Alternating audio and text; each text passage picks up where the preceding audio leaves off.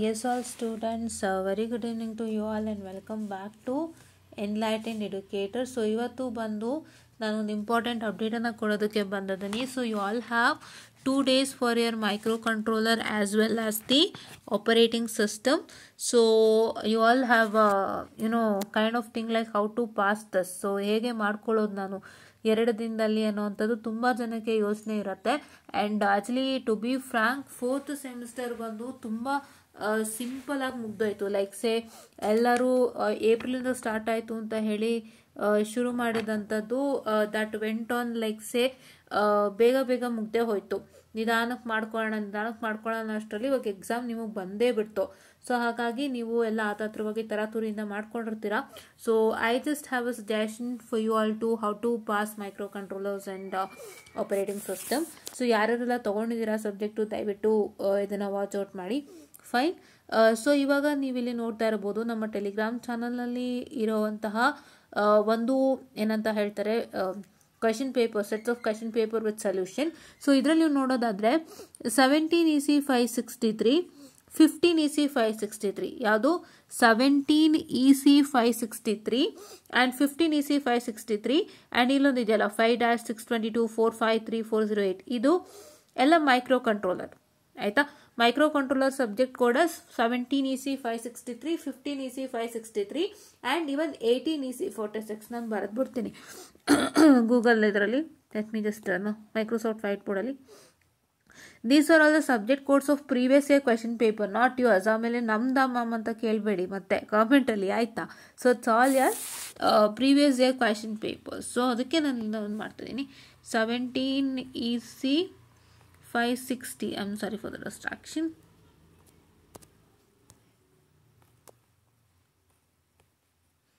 15, the same 563, 15 EC 563, and then it is 18 EC 46 stands for microcontroller, right?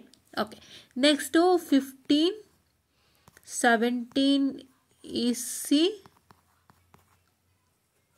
what it is 553 stands for what? Operating system.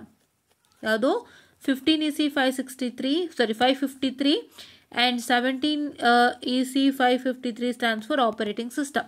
So ಈಗ ನೀವು microcontroller ಹೇಗೆ pass ಮಾಡೋದು, operating system ಹೇಗೆ pass ಮಾಡೋದು. So operating system is very easy to pass, no worries. ಆಪರೇಟಿಂಗ್ ಸಿಸ್ಟಮ್ದು ತಲೆನೋವೇ ಇಲ್ಲ. ನೀವು ಆಪರೇಟಿಂಗ್ ಸಿಸ್ಟಮ್ ನಾನು ಎಷ್ಟೋ ಕ್ವಶನ್ ಪೇಪರ್ ಕಳಿಸಿದ್ದೀನಿ, ಅಷ್ಟು ಓದಿದ್ರೂ ಸಾಕು ನೀವೊಂದು 60 ತಗೋತೀರ ಗ್ಯಾರಂಟೀಡ್. ನೀವೀಗ ಸಮಯ ಏನು ಮಾಡಬೇಕು ಅಂದರೆ ನೀವೆಲ್ಲ ಕ್ವಶನ್ ಪೇಪರ್ನು ಒಂದ್ಸಲಿ ಗ್ಲಾನ್ಸ್ ಮಾಡಿ, ನಾನು ಕಳಿಸಿರೋಂಥ ಕ್ವಶನ್ ಪೇಪರ್ನ ಗ್ಲಾನ್ಸ್ ಮಾಡಿ ಅದರಲ್ಲಿ you just look at what are the repeated questions. First repeated questions ಏನೇನು ಬರ್ತಾ ಇದೆ ಅಂತ ನೋಡ್ಕೊಳ್ಳಿ. ಅದನ್ನು ನೀವು ನೋಡಿಕೊಂಡು ಏನು ಮಾಡ್ತೀರಾ ಅಂತ ಹೇಳಿದ್ರೆ you just check with what are all is missing in that particular question paper. ಯಾವ ಟಾಪಿಕಿಂದ ಮಿಸ್ ಔಟ್ ಆಗಿದೆ ಅಂತ ಚೆಕ್ಔಟನ್ನು ಮಾಡ್ಕೊಳ್ಳಿ. ಸೊ ಅದನ್ನು just a minute, I am so sorry for distraction, 2 minutes. ಅದನ್ನು ನೀವು ಚೆಕ್ಔಟನ್ನು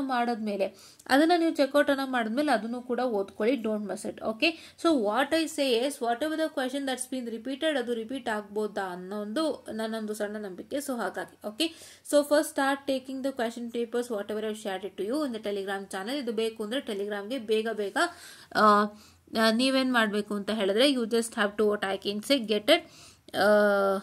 Just a minute, you just have to get it, join to the Telegram channel. Okay, and ಈ ವಿಷಯವಾಗಿ ಅಪ್ಡೇಟ್ಸ್ ಬೇಕು ಅಂದರೆ ಆಬ್ವಿಯಸ್ಲಿ ನಮ್ಮ YouTube channel like, share and subscribe ಮಾಡಿ, share it to many more. Okay, yeah. So ನಾವು ಅದನ್ನು ನೀವು ನೋಡಿಕೊಂಡು ಓದ್ಕೋಬೇಕಾಗತ್ತೆ. Okay, to start studying according to that. Okay, and ನಿಮ್ಮ ಆಪರೇಟಿಂಗ್ ಸಿಸ್ಟಮ್ನಲ್ಲಿ especially choose the easiest model that you feel easy. ನನಗೆ ಅದರದ್ದು ಐಡಿಯಾ, ನಾನು ಓದಿ ಅದು ತುಂಬ ವರ್ಷ ಆಗೋಯ್ತಲ್ಲ. ಸೊ ಹಾಗಾಗಿ ನನಗೆ almost I feel every model is easy because it's all theory that you can remember. ಹೌದಾ? ಸೊ ಇಂಟ್ರೆಸ್ಟಿಂಗ್ ಆಗೂ ಇದೆ, ಚೆನ್ನಾಗೂ ಇದೆ. ಸೊ ಆ ಮಾಡೆಲ್ ಈಸಿ, ಈ ಮಾಡೆಲ್ ಈಸಿ, ಆ ಮಾಡೆಲ್ ಕಷ್ಟ, ಈ ಮಾಡೆಲ್ ಕಷ್ಟ ಅಂತಲ್ಲ. So will be having some, ನನಗೆ ನೆನಪಿರೋಂಗೆ ನಾನು ಓದಿದಾಗ ರೌಂಡ್ ರಾಬಿನ್ ಸ್ಕೆಡ್ಯೂಲಿಂಗ್ ಮತ್ತು ಹಲವಾರು ಸ್ಕೆಡ್ಯೂಲಿಂಗ್ ಟೆಕ್ನಿಕ್ಸ್ಗಳೆಲ್ಲ ನಾವು ಓದ್ಕೊಂಡ್ವಿ. ಫಸ್ಟ್ ಸರ್ವು, FCFS ಈ ಥರದ್ದೆಲ್ಲ ಓದಿದ್ವಿ. ಆ್ಯಂಡ್ ಡೆಡ್ಲಾಕ್ ಬಗ್ಗೆ ಆಗಿರ್ಬೋದು. ಸೊ ನನಗೆ ಇಷ್ಟೇ ನೆನಪಿರೋದು because it was during Covid period that we had lesson 2 ಆ್ಯಂಡ್ ನಾವು ಸ್ವಲ್ಪ ಎಕ್ಸಾಮಿಗೆ ಬರ್ತಿದ್ವಿ. So somewhat it was disaster kind of. But yes ಅಂದರೆ ನಾವು ಮಾರ್ಕ್ಸ್ ತೊಗೊಂಡ್ವಿ, ಒಳ್ಳೆ ರಿಸಲ್ಟ್ಸೇ ತೊಗೊಂಡ್ವಿ. ಬಟ್ ನಾವು ಕೂಡ ಸ್ವಲ್ಪ ಅಷ್ಟು ಆನ್ಲೈನ್ ಕ್ಲಾಸಸ್ ಎಲ್ಲ ನಮ್ಗೆ ಅಷ್ಟು ನಿಗಾ ಅನ್ನಿಸ್ಲಿಲ್ಲ. ಸೊ ನೀವೆಲ್ಲ ಆಫ್ಲೈನೇ ಕೇಳಿರೋದ್ರಿಂದ ನಿಮಗೆ ಗೊತ್ತಾಗಿರುತ್ತೆ. So how the subject is and what are all the important modules ಅಂತ. ಸೊ ನೀವು ಆ ಮಾಡ್ಯೂಲ್ಸ್ ಪ್ರಕಾರ ಅರ್ಥನೇ ಹೋಗಿ. ಬಟ್ ನಾ ಹೇಳೋದನ್ನ ಫಾಲೋ ಮಾಡಿ. ಏನು ಮಾಡಬೇಕು, take the question paper, see through the questions, find out all the important questions and just give a tick mark in the syllabus or say no material whatever you have. And then after that whichever is remaining you just study that also, but don't leave it. But provide some 1% ಹೆಚ್ಚು important ಕ್ವೆಶನ್ಗೆ ಆದ್ಯತೆ ಕೊಡಿ. ಇದಕ್ಕೂ ಕೊಡಿ, ಇಲ್ಲ ಅಂತಲ್ಲ, but ಇದಕ್ಕಿಂತ 1% ಹೆಚ್ಚು ಆದ್ಯತೆ ಅದಕ್ಕಿರಬೇಕು.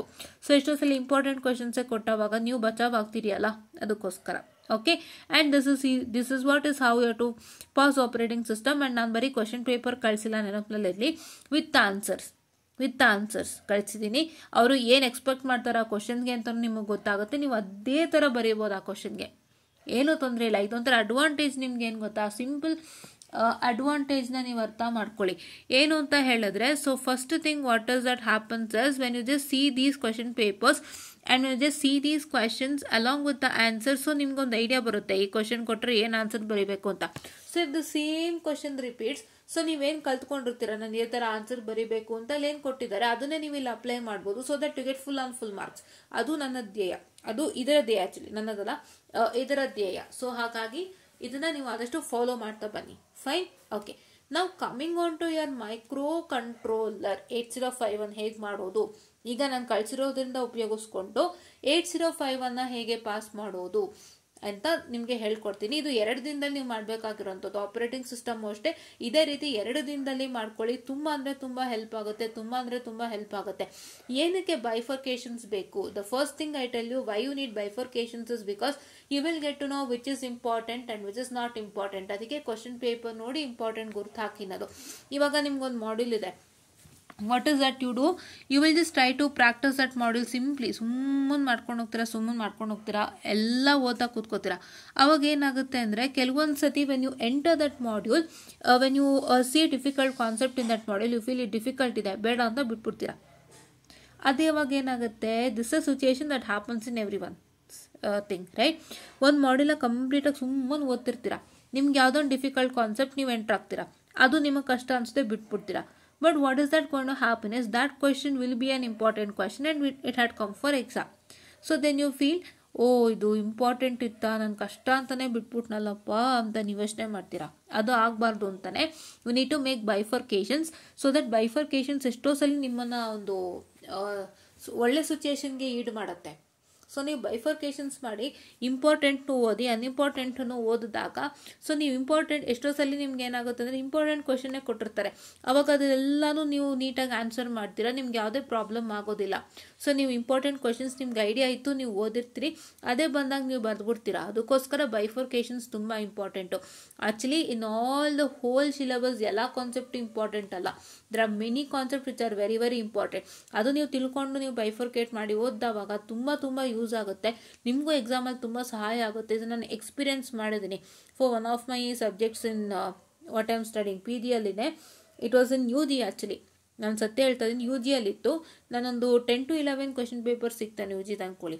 ಅಷ್ಟೂ ಮಾಡಿದೆ and the same repeated. why I bifurcated is because I had a lot of syllabus and ಸ್ವಲ್ಪ ಬೈಫರ್ಕೇಟ್ ಮಾಡಿದಾಗ ಅದರಲ್ಲಿ ಏನಾದ್ರು ಒಂದಿಷ್ಟು ಕ್ವಶನ್ಸ್ಗಳು ಬಂತು ಅಂದರೆ ನಾವು ಅಟ್ಲೀಸ್ಟ್ ಪಾಸ್ ಆಗ್ಬೋದು, ಚೆನ್ನಾಗಿ ಬರುತ್ತೆ ಅನ್ನೋ ಒಂದು ಐಡಿಯಾ ಮೇಲೆ ನಾವು ಮಾಡಿದ ಕೆಲಸ and it worked out. So that is why ಆ ಥರ ಮಾಡ್ಕೊಳ್ಳಿ, ನಿಮಗೂ ಯೂಸ್ ಆಗುತ್ತೆ ತುಂಬ. ಓಕೆನಾ? ಯಾ. ಆ್ಯಂಡ್ ನಾವು coming on to micro controller ಒಂದು ಕ್ವಶನ್ ಪೇಪರ್ ತೆಗೆದೇ ತೋರಿಸ್ಬೇಕು ನಿಮ್ಗೆ, ಅವಾಗ ಗೊತ್ತಾಗುತ್ತೆ. ಇದು ಓಪನ್ ಮಾಡ್ಕೊಡ್ತೀನಿ ತಡ್ರಿ. ರೀಸೆಂಟೇ ಓಪನ್ ಮಾಡ್ತೀನಿ ನಾನು. ಏನೋ ಮೆಸೇಜ್ ಬಂದಿದೆಯಲ್ಲ, ವೆಯ್ಟ್ ಅ ಮಿನಿಟ್. ಈಗ 17 EC 553 ತೊಗೊಳ್ಳ, 46 ತೊಗೊಳ್ಳಿ, ಯಾವುದಾದ್ರೂ okay. And take 8051 micro controller ಒಂದಿ. ಆ್ಯಂಡ್ ಇನ್ನೊಂದು ನೆನಪಿನಲ್ಲಿ ಇಟ್ಕೊಳ್ಳಿ, 18 EC 46 ಇಸ್ ಮೈಕ್ರೋ ಕಂಟ್ರೋಲರ್. ಆಯಿತಾ? ಈ ಮೈಕ್ರೋ ಕಂಟ್ರೋಲರ್ ನಾನು ಕ್ಲಿಯರ್ ಮಾಡ್ಬಿಡ್ತೀನಿ, ಆಮೇಲೆ ನಿಮಗೆ ಪ್ರಾಬ್ಲಮ್ ಆಗಬಾರ್ದಲ್ಲ. And you should not take me wrong. 805 ಈ microcontroller 8051 microcontroller, they both are the same. ಇವರು ಮೈಕ್ರೋ ಕಂಟ್ರೋಲರ್ ಅಂತ ನೇಮಿಂಗ್ ಮಾಡಿದಾರಷ್ಟೇ, but they both syllabus are the same. ಎರಡಕ್ಕೂ ಒಂದೇ ಸಿಲೆಬಸ್ಸು. ಆದರೆ 8051 ಕಿತ್ತು ಹಾಕಿದ್ದಾರೆ, ಅದನ್ನ ನೆನಪಿನಲ್ಲಿ ಇಟ್ಕೊಳ್ಳಿ. ಮೈಕ್ರೋ ಕಂಟ್ರೋಲರ್ ಅಂತ ಇದೆಯಲ್ಲ, 8051 ಇಲ್ಲ ಅಂತ ಕೊರಗಬೇಡಿ. Fine, I am clearing it you now self. And ಇದರಲ್ಲಿ ನೀವೇನು ಮಾಡಬೇಕು ಅಂತಂದರೆ, the first thing that you all have to do is you all have to take up the theoretical questions first and start practising. ಈಗ ಇದು ಕೂಡ ಥಿಯರಿಗೆ ಬರುತ್ತೆ ಆಯಿತಾ. Theoretical questions ಎಲ್ಲ ತೊಗೊಂಡು ನೀವು ಚೆನ್ನಾಗಿ ಪ್ರಾಕ್ಟೀಸ್ ಮಾಡಿ. ಆಲ್ಮೋಸ್ಟ್ ಯು ಕ್ಯಾನ್ ಸಿ ನೋಡಿ, ಎಕ್ಸ್ಪ್ಲೈನ್ ದ ಫಾಲೋಯಿಂಗ್ ಇನ್ಸ್ಟ್ರಕ್ಷನ್ಸ್ ಅಂತ ಕಾಣಿಸ್ತಾ ಇದೆ, ಹೌದಾ. ಇದಂತೂ ಮಿಸ್ ಮಾಡಲೇಬೇಡಿ. ಈವನ್ ನಮ್ಮ PG ಸಬ್ಜೆಕ್ಟಲ್ಲೂ ಕೂಡ it had been asked explain the following instructions ಅಂತ. ಸೊ ಇನ್ಸ್ಟ್ರಕ್ಷನ್ಸ್ ಎಲ್ಲರೂ ಇತ್ತು ಅಂದರೆ ದಯವಿಟ್ಟು ಬಿಡಬೇಡಿ. ನಾನೇ ನೋಡಿದ್ದೀನಿ, ನನ್ನ ಪೇಪರ್ಲೇ ಕೊಟ್ಟಿದ್ರು. ಇನ್ಸ್ಟ್ರಕ್ಷನ್ಸು ಎಲ್ಲರೂ ಕೊಟ್ಟಿದ್ರೆ ಬಿಡಬೇಡಿ. ಇನ್ಸ್ಟ್ರಕ್ಷನ್ಸ್ ಅಂತೂ ಕೇಳ್ತಾರೆ. ದರ್ ಆರ್ ಕೈಂಡ್ ಆಫ್ ಎಲಿ BS EN ಇವೆಲ್ಲ ಕೇಳ್ತಾರೆ. ಕೆಲವೊಂದು ಸತಿ ಏನು ಮಾಡ್ತಾರೆ ಅಂದರೆ, they try to even ask you the instructions, they try to even ask you the instructions along with example. ಆ ಇನ್ಸ್ಟ್ರಕ್ಷನ್ಗೆ ಒಂದು ಸಿಂಪಲ್ ಎಕ್ಸಾಂಪಲ್ ಕೊಡಿ. Like say for example here EA is asked. EAಗೆ ಒಂದು ಇನ್ಸ್ಟ್ರಕ್ಷನ್ ಬರೀತೀರಾ. ಸೊ EA ಅನ್ನೋದು ಯಾವ ಲೈನಲ್ಲಿ ಬರುತ್ತೆ ಆ part of the line ಬರೀತೀರಾ. Say for example if you ask you to say move, ನೋಡಿಲಿ ಇಲ್ಲೇನು ಕೇಳಿದಾನೆ, ಮೂವ್ A, RTA + DPTR ಅಂತ. ಸೊ ಇದಕ್ಕೆ ನೀವೇನು ಮಾಡಬೇಕು, ಎಕ್ಸ್ಪ್ಲೇನ್ ಮಾಡಬೇಕು ಇದು ಏನು ಅಂತ. ಸೊ ದಿಸ್ ಇನ್ಸ್ಟ್ರಕ್ಷನ್ ಯಾವುದು, ಡೈರೆಕ್ಟ್ ಇನ್ಸ್ಟ್ರಕ್ಷನ್ನು, ಆಮೇಲೆ ಇಂಡೈರೆಕ್ಟು, ಆಮೇಲೆ ಅದೇನೋ ಇದೆಯಲ್ಲ, ಸೊ ಅದಕ್ಕೆ ಬರೋ ಅಂಥದ್ದು. ಸೊ ಅದನ್ನು ನೀವು ಎಕ್ಸ್ಪ್ಲೇನ್ ಮಾಡಿಬಿಟ್ಟು ಇದಕ್ಕೆ ಒಂದು ಸಿಂಪಲ್ ಎಕ್ಸಾಂಪಲ್ ಕೊಡಬೇಕು. That means you have to give an example where in this line comes into that program ಅಂತ. ಜಸ್ಟ್ ಒಂದು ಸಣ್ಣ ಒಂದೇ ಲೈನ್ ಅಷ್ಟೇ, ಏನೂ ಇಲ್ಲ. ಆ ಇನ್ಸ್ಟ್ರಕ್ಷನ್ ಯಾವ ಲೈನಲ್ಲಿ ಬಳಸ್ತಾರೆ ಅದನ್ನು ಮಾತ್ರ ನೀವು ಮೆನ್ಷನ್ ಮಾಡಿದ್ರು ಸಾಕು, right. Okay, say for example if you ask you push instruction explain ಮಾಡ್ಬಿಟ್ಟು ಎಕ್ಸಾಂಪಲ್ ಕೊಡಿ ಅಂದರೆ you just have to write push RX ಅಂತಲೇ ಏನೋ. ಪುಷ್ ಅನ್ನೋದು ಎಲ್ಲಿ ಬರುತ್ತೆ, ಯಾವ ಲೈನಲ್ಲಿ ಬರುತ್ತೆ ಆ ಲೈನನ್ನು ತೊಗೊಂಡು ಪುಷ್ RX ಅಂತ ಬರೆಯೋದು ಅಥವಾ ಪುಷ್ RL ಅಂತ ಬರೆಯೋದು, ಈ ಥರ ಏನೋ just I've given an example, ಆ ಥರ ನೀವು ಬರೀಬೇಕು. ಓಕೆನಾ? ಎಸ್. ಆ್ಯಂಡ್ ಇದಕ್ಕೆಲ್ಲ ಆನ್ಸರ್ಸ್ ಇದೆ ಇಲ್ಲಿ, ನಾನದು ನೋಡ್ತೀನಿ. ಓಕೆನಾ? ಯಾ. ಆ್ಯಂಡ್ ನೀವೇನು ಮಾಡಬೇಕು ಅಂದರೆ ಸ್ಟಡಿ ದಿಸ್ ಈಸಿಲಿ. ಇದು ತುಂಬ ಈಸಿಯಾಗಿ ಮಾಡ್ಕೋಬೋದು ಫಸ್ಟ್ ಮಾಡ್ಯೂಲ್ ಅಂತೂ, because you have architecture and you have this one, which one, ಇಲ್ಲಿ ಆರ್ಕಿಟೆಕ್ಚರ್ ಕಾಣಿಸ್ತಾ ಇದೆ. Micro controller and processor difference ತುಂಬ ಇಂಪಾರ್ಟೆಂಟ್, ಕೇಳ್ತಾರೆ. ಆ್ಯಂಡ್ ಇದರಲ್ಲಿ ನೋಡಿ ಇದು ತುಂಬ ಈಸಿ. ಆ್ಯಂಡ್ ಪೋರ್ಟ್ 1 ಎಲ್ಲ ಫುಲ್ ಮೈಕ್ರೋ ಕಂಟ್ರೋಲರ್ ಆರ್ಕಿಟೆಕ್ಚರು ಮತ್ತು ಅದರದ್ದು ಏನಂತ ಹೇಳ್ತಾರೆ ಇನ್ಸ್ಟ್ರಕ್ಷನ್ ಸೆಟ್ಟು, ಮತ್ತು ಅದರದ್ದು ಏನಂತ ಹೇಳ್ತಾರೆ ಅಡ್ರೆಸ್ಸಿಂಗ್ ಮೋಡ್ಸು, ಈ ಥರ ಎಲ್ಲ ಅದರಲ್ಲೇ ಓಡ್ತಿರುತ್ತೆ. ಸೊ ಇದು ಸ್ವಲ್ಪ ಚೆನ್ನಾಗಿದೆ, ಓದ್ಕೊಳ್ಳಿ ಆಯಿತಾ. ಆಮೇಲೆ ನೀವೇನು ಮಾಡಬೇಕು ಅಂದರೆ ಥಿಯರಿಗೆ ಮಾತ್ರ ನಾನು ಏನು ಅಂತ ಹೇಳ್ತಾ ಇದ್ದೀನಿ, ಪ್ರೋಗ್ರಾಮಿಗೆ ಬರೋಣ ಈಗ. ಆಮೇಲೆ ಇದರಲ್ಲೂ ಅಷ್ಟೇ ಸೇಮ್ ಎಲ್ಲ ಥಿಯರಿ. ಸೊ ಇದನ್ನು ನೀವು ಇದು ಮಾಡ್ಕೊಳ್ಳಿ. ಆ್ಯಂಡ್ ಇಲ್ಲೇನಾಯಿತು, ಒಂದು ಪ್ರೋಗ್ರಾಮ್ ಬಂದಿದೆ ನೋಡ್ಕೊಳ್ಳಿ, ಪ್ರೋಗ್ರಾಮ್. ಸೊ ಫಸ್ಟು ನೀವೇನು ಕಾನ್ಸಂಟ್ರೇಟ್ ಮಾಡಬೇಕು, ಥಿಯರಿ ಎಲ್ಲ ಕಾನ್ಸಂಟ್ರೇಟ್ ಮಾಡಿ ಥಿಯರಿ ಕ್ವಶನ್ಸ್ ಎಲ್ಲ ಪ್ರಾಕ್ಟೀಸ್ ಮಾಡಿಬಿಡಿ. ಪ್ರೋಗ್ರಾಮಿಗೆ ನಾನು ಹೇಳ್ಕೊಡ್ತೀನಿ ಏನು ಮಾಡ್ಬೇಕಂತ. ಈಗ ಥಿಯರಿ ಕ್ವಶನ್ಸ್ ಎಲ್ಲ ಪ್ರಾಕ್ಟೀಸ್ ಮಾಡಿ, ಪ್ರತಿಯೊಂದು ಮಾಡ್ಯೂಲಿಂದ ಬರೋವಂಥ ಥಿಯರಿ ಕ್ವಶನ್ಸ್ ಎಲ್ಲ ಗುರುತು ಹಾಕ್ಕೊಂಡು ಥಿಯರಿ ಪಾರ್ಟ್ಸ್ ಎಲ್ಲ ಫಿನಿಶ್ ಮಾಡ್ಕೊಳ್ಳಿ. ಆಮೇಲೆ ನೀವೇನು ಮಾಡ್ತೀರಾ ಅಂದರೆ ಪ್ರತಿಯೊಂದು ಟಾಪಿಕ್ದು ಪ್ರೋಗ್ರಾಮಿಂಗಿಗೆ ಬನ್ನಿ. ಸೊ ಪ್ರೋಗ್ರಾಮಿಂಗಿಗೆ ಬಂದು ಪ್ರೋಗ್ರಾಮಿಂಗ್ನ ಓದ್ಕೊಳ್ಳಿ. ಇಲ್ಲಾಂದರೆ if you are comfortable to study programming at that particular module itself, ಯಾವ ಮಾಡ್ಯೂಲಲ್ಲಿ ನಿಮಗೆ ಪ್ರೋಗ್ರಾಮಿಂಗ್ ಇದೆ ನಾನು ಅಲ್ಲಿಂದನೇ ಸ್ಟಾರ್ಟ್ ಮಾಡ್ತೀನಿ ಮ್ಯಾಮ್ ಅಂತ ಅಂದರೆ you can start it without fail, ಹೌದಾ, ಅದನ್ನು ಸ್ಟಾರ್ಟ್ ಮಾಡ್ಬೋದು. So it is all up to you students. Okay, yeah. So ಆ ಥರ ಪ್ರೋಗ್ರಾಮಿಂಗ್ ಎಲ್ಲ ಪ್ರಾಕ್ಟೀಸ್ ಮಾಡಿ. ಹೇಗೆ ಪ್ರಾಕ್ಟೀಸ್ ಮಾಡ್ತೀರಾ, ಈ ಕ್ವಶನ್ ಪೇಪರ್ ಇರೋ ಅಂಥ ಪ್ರೋಗ್ರಾಮ್ಸು ಎಲ್ಲನೂ ಪ್ರಾಕ್ಟೀಸ್ ಮಾಡ್ತೀರಾ. ಆ್ಯಂಡ್ ನಿಮ್ಮ ಮೆಟೀರಿಯಲ್ಲಿರೋವಂಥ ಪ್ರೋಗ್ರಾಮ್ಸು ಪ್ಲಸ್ ನಿಮ್ಮ ಮೈಕ್ರೋ ಕಂಟ್ರೋಲರ್ ಲ್ಯಾಬ್ಗೆ ಏನೋ ಪ್ರೋಗ್ರಾಮ್ಸ್ ಇತ್ತಂತಲ್ವ, ಸೊ ಆ ಪ್ರೋಗ್ರಾಮ್ಸ್ಗಳನ್ನ ಒಂದಿಷ್ಟು ಪ್ರಾಕ್ಟೀಸ್ ಮಾಡ್ತೀರಾ. ಸೊ ದಟ್ ಅದು ನಿಮಗೆ ಮೈಕ್ರೋ ಕಂಟ್ರೋಲರ್ ಲ್ಯಾಬ್ ಬಂದು ಮೋಸ್ಟ್ಲಿ ನಿಮಗೆ PCC ಇರಬೇಕು ನನಗೆ ಗೊತ್ತಿರೋಂಗೆ. As far as I know, I hope it is PCC for you all. Okay, PCC 2 ಇದೆ, IPCC 2 ಇದೆ ನನಗೆ ಗೊತ್ತಿರೋಂಗೆ. ಒಂದು ನಿಮಿಷ ರೀ, I just clarify. Wait a minute, I have wait a minute, I'll clarify to you. So ನಿಮ್ಮ ಮೈಕ್ರೋ ಕಂಟ್ರೋಲರ್ಸ್ ಲ್ಯಾಬ್ ಮೋಸ್ಟ್ಲಿ PCC or IPCC, I don't remember. So ನನಗೆ ಗೊತ್ತಿರೋಂಗೆ ಕಂಟ್ರೋಲ್ ಸಿಸ್ಟಮ್ ಇಸ್ ಯರ್ what I can say the this one, which one, control system mostly PCCಗೆ ಬರುತ್ತಾ IPCCಗೆ ಬರುತ್ತಾ, ನಂಗೆ ಅದು PCC IPCCನೇ confusion. Okay, anything, let me leave that matter. But ಏನು ಅಂತ ಹೇಳಿದ್ರೆ ಸ್ವಲ್ಪ ನಂಗೆ ಕನ್ಫ್ಯೂಸ್ ಆಗುತ್ತೆ, ಬಿಕಾಸ್ ನಿಮಗೆ 4 ಲ್ಯಾಬ್ ಇರೋದ್ರಿಂದ 4ರಲ್ಲಿ ಯಾವ್ದು PCC ಯಾವ್ದು IPCC ಅನ್ನೋದೇ ನಂಗೆ ಅಷ್ಟು it will be a confusion. But what is that I am trying to tell you us, ನಿಮ್ಮ ಮೈಕ್ರೋ ಕಂಟ್ರೋಲರ್ ಲ್ಯಾಬಲ್ಲಿ ಬರೋಂಥ ಪ್ರೋಗ್ರಾಮ್ಸ್ನು ಪ್ರಾಕ್ಟೀಸ್ ಮಾಡಿ. ಬಿಕಾಸ್ ಆ ಪ್ರೋಗ್ರಾಮ್ಗಳು ನಿಮಗೆಲ್ಲೋ ಈ ಪ್ರೋಗ್ರಾಮ್ಗಳನ್ನ ಸಾಲ್ವ್ ಮಾಡಲಿಕ್ಕೆ ಹೆಲ್ಪ್ ಆಗುತ್ತೆ ಅನ್ನೋದು ನನ್ನ ನಂಬಿಕೆ. ಸೊ ಹಾಗಾಗಿ ಅದನ್ನು ಪ್ಲಸ್ ಇಲ್ಲಿ ಬರೋಂಥ ಪ್ರೋಗ್ರಾಮ್ಸ್ಗಳನ್ನು ಓದ್ಕೊಳ್ಳಿ. So that it will help you a lot. First theoretical questions ಎಲ್ಲನೂ ಜಾಟ್ ಔಟ್ ಮಾಡಿ ಓದಿ, ಆಮೇಲೆ ಪ್ರೋಗ್ರಾಮ್ಸಿಗೆ ಬನ್ನಿ. And especially in module 3 hope you have the what I can say the problems. ನಿಮಗೆ ಪ್ರಾಬ್ಲಮ್ಸ್ ಇರ್ಬೋದು ನೋಡಿ, ಇಲ್ಲಿ ಇದೆ ಪ್ರಾಬ್ಲಮ್ಸ್ ಯಾವುದಿದು. ಸೊ ನಿಮಗೆ ಅದು ಬಾರ್ಡ್ ರೇಟ್ ಮೇಲೆ ಪ್ರಾಬ್ಲಮ್ಸ್ಗಳು, ಟಿಕಾನ್ ಮೇಲೆ ಪ್ರಾಬ್ಲಮ್ಸ್ಗಳು ಇವೆಲ್ಲ ಬರುತ್ತೆ. ಸೊ ಈ ಪ್ರಾಬ್ಲಮ್ಸ್ಗಳನ್ನೆಲ್ಲ ನೀವು ಚೆನ್ನಾಗಿ ಪ್ರಾಕ್ಟೀಸನ್ನು ಮಾಡ್ಕೊಳ್ಳಿ. And don't forget to study this questions. ಯಾವುದು ಈ ಥರ ಕ್ವೆಶನ್ಸ್ ಅಂತೂ ಬಿಡಲೇಬೇಡಿ. Explain the following pins and explain the following instructions. Pins ಮತ್ತು ಇನ್ಸ್ಟ್ರಕ್ಷನ್ ಎಕ್ಸ್ಪ್ಲೇನ್ ಮಾಡೋ ಅಂಥದ್ದನ್ನ ನೀವು ಏನು ಮಾಡಬೇಡಿ, ಮಿಸ್ ಔಟನ್ನು ಮಾಡೋದಕ್ಕೆ ಹೋಗ್ಬೇಡಿ. ಇದು ಕೇಳ್ತಾರೆ ಆಯಿತಾ. ಹೀಗೆ ಫಾಲೋ ಮಾಡ್ತಾ ಮಾಡ್ತಾ ನೀವು ಮೈಕ್ರೋ ಕಂಟ್ರೋಲರ್ ಪಾಸ್ ಮಾಡ್ಬೋದು. ಮೈಕ್ರೋ ಕಂಟ್ರೋಲರ್ ಥಿಯರಿ ಚೆನ್ನಾಗಿ ಓದಿತ್ತು ಅಂದರೆ ಎಲ್ಲೋ ಒಂದು ಕಡೆ ನಿಮ್ಮನ್ನ ಥಿಯರಿ ಉಳಿಸತ್ತೆ. ಸೊ ಹಂಗಾಗಿ ನಾನು ಹೇಳ್ತಾ ಇರೋವಂಥದ್ದು ಥಿಯರಿನ ಮಿಸ್ ಮಾಡಲೇಬೇಡಿ. ಪ್ರೋಗ್ರಾಮ್ ಎಲ್ಲೆಲ್ಲಿಲ್ಲ ಅದನ್ನೆಲ್ಲ ಚೆನ್ನಾಗಿ ಓದ್ಕೊಂಬಿಡಿ. ಬಿಕಾಸ್ ನಿಮಗೆ ಪ್ರೋಗ್ರಾಮ್ ಏನಾಗುತ್ತೆ ಅಂದರೆ sometimes you might get confused how to start with the program, how to write the program ಅಂತ. ಅದಕ್ಕೆ ಹೇಳಿದ್ದು 5 ಮಾಡ್ಯೂಲಿಂದ ಫಸ್ಟು ಎಲ್ಲ ಥರ ಥಿಯರಿನ ಮುಗಿಸ್ಕೊಂಬಿಡಿ. ಸೊ ನಿಮಗೆ ಆ ಥಿಯರಿ ಒಂದು ಪಾಸ್ಗೂ ಮೇಲೇ ಆಗುತ್ತೆ.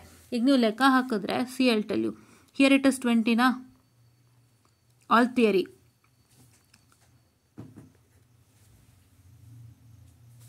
And here also it is 20 all ಥಿಯರಿಯಾ. ಓಕೆ, ಸೊ ನೀವು ಥಿಯರಿ ಮಾತ್ರ ಕನ್ಸಿಡರ್ ಮಾಡಿ, ಪ್ರೋಗ್ರಾಮ್ ಬೇಡ, ನಾನು ಅದು ಹೇಳ್ತಾ ಇದ್ದೀನಿ. ಆ್ಯಂಡ್ ಇಲ್ಲಿ ನೀವು ನೋಡಬಹುದು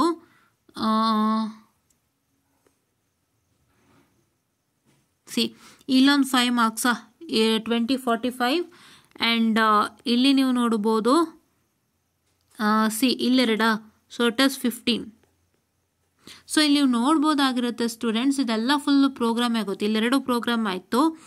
ಆಮೇಲೆ ಇದೊಂದು ಪ್ರಾಬ್ಲಮ್ ಇದೆ. ಸೊ ಇದೊಂದು ಪ್ರಾಬ್ಲಮ್ ಇದೆ ನೋಡ್ಕೊಳ್ಳಿ. This is one problem. So let me consider this also. You get it as 10. ಓಕೆ, ಇಲ್ಲಿ 20 20 40 ಆಯಿತು. ಫಸ್ಟ್ ಆ್ಯಂಡ್ ಸೆಕೆಂಡ್ ಮಾಡ್ಯೂಲಿಂದ ನಿಮಗೆ 20 20 40. ಇಲ್ಲಿ 40 + 10 50. ಆ್ಯಂಡ್ 50 + 5 ಈ 5 55. And here it is 55 + 15 is how much? 55 + 10 65 70. 70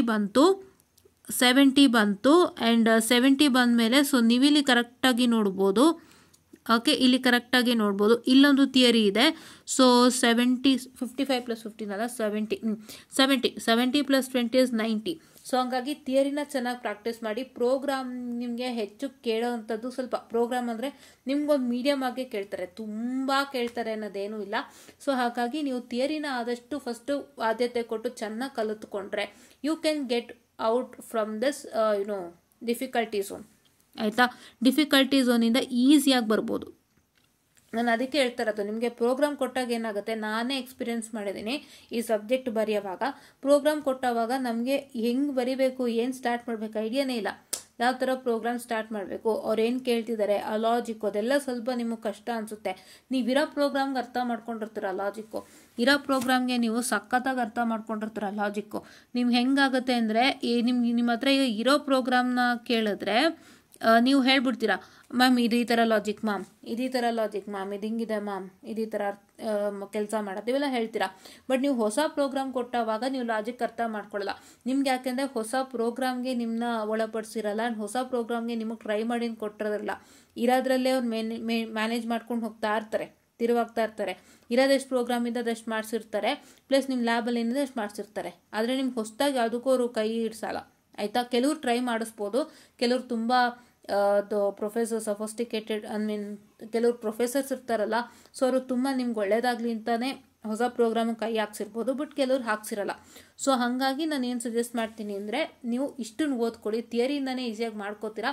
so ದಯವಿಟ್ಟು ಥಿಯರಿಯಿಂದನೇ ಈಸಿಯಾಗಿ ಮಾಡ್ಕೋತೀರಾ. ಆ್ಯಂಡ್ ಯಾವ ಒಂದು ಮಾಡೆಲ್ಗೆ ನಿಮಗೆ ಪ್ರೋಗ್ರಾಮಿಂಗ್ ಬೇಕು ಅನಿಸುತ್ತೆ ಅದನ್ನು ಬೇಕಾದ್ರೆ ನೀವು ಮಾಡ್ಬೋದು, ಆ ಮಾಡಲಿಗೆ ಬೇಕಾದ್ರೆ ನೀವು ಓದ್ಕೋಬೋದು. ಇಟ್ಸ್ ಎ ವಿಶ್ ಅಂತ ಹೇಳ್ತಾ, so this is how you are going to pass. First operating ಸಿಸ್ಟಮ್ಗೆ ಎಲ್ಲ ಮಾಡ್ಯೂಲ್ದು ಥಿಯರಿ ಕ್ವಶನ್ಸ್ ಲಿಸ್ಟ್ ಹಾಕ್ಕೊಳ್ಳಿ. ಲಿಸ್ಟ್ ಹಾಕೊಳ್ಳೋಕ್ಕಿಂತನೂ ನಿಮ್ಮ ಹತ್ರ ಮೆಟೀರಿಯಲ್ ಕೈಲಿರುತ್ತಲ್ಲ ಅದರಲ್ಲೇ ಗುರುತು ಮಾಡ್ಕೊಳ್ಳಿ. ಕ್ವಶನ್ ಪೇಪರ್ ವಿತ್ ಸೊಲ್ಯೂಷನ್ ನಾನೇನು ಕಳಿಸ್ತೀನಿ ತೊಗೊಂಡು ಗುರುತು ಮಾಡಿಕೊಂಡು ಇಂಪಾರ್ಟೆಂಟ್ ಟಾಪಿಕ್ಸ್ನ ಗುರುತು ಮಾಡಿಕೊಂಡು ಫಸ್ಟ್ ಅದನ್ನು ಕ್ಲಿಯರ್ ಮಾಡಿ ಪರ್ಫೆಕ್ಟಾಗಿ. ಆಮೇಲೆ ಯಾವ್ಯಾವ್ದು ಕೇಳಿಲ್ಲ ಸೊ ಅದಕ್ಕೆ ನೀವೇನು ಮಾಡಬೇಕು ಅಂತ ಹೇಳಿದ್ರೆ ಅದನ್ನು ಕೂಡ ಓದ್ಕೊಳ್ಳಿ. ಬಟ್ ಅದು ನೀವೇನು ಮಾಡಬೇಕು ಅಂತಂದರೆ ಯಾವ ಥರ ಓದಬೇಕು ಅಂದರೆ ನೀವು ಕಾನ್ಸೆಪ್ಟ್ ಅರ್ಥ ಮಾಡಿಕೊಂಡು ಒಂದು ನೀಟಾಗಿ ಏನಿದೆ ಅದನ್ನ ಅರ್ಥ ಮಾಡಿಕೊಂಡು ನಿಮ್ಮ ವರ್ಡ್ಸಲ್ಲಿ ಬರೆಯೋಂಗೆ ಮಾಡ್ಕೊಳ್ಳಿ.